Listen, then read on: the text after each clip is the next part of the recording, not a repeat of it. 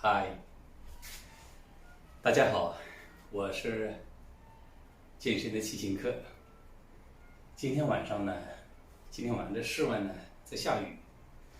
昨天晚上没跑步，今天晚上呢也不能跑。哎呀，这个浑身呐难受啊！这不能跑步，这每天都跑10公里，这突然休息了2天，不舒服。那么就到我的小健身房里。稍微的，刚才做了200个仰卧起坐，过一会儿再卧推啊，再动一动吧，训练一下这个肌肉。我现在主要是减脂，我想让我瘦下来，完了以后再长肌肉。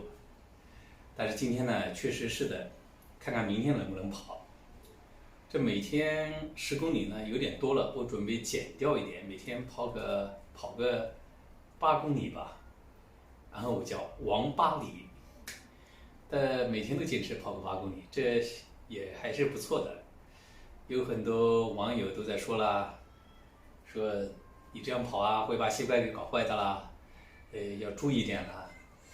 我感觉我的状态好像不像这个60后的那种感觉。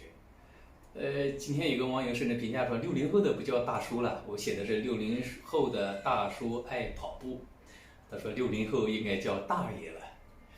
对啊，60后是应该叫大爷了。还有一个网友给我留言说，哎呀，那是个80后，他说，哎呦，我的身材都不如60后。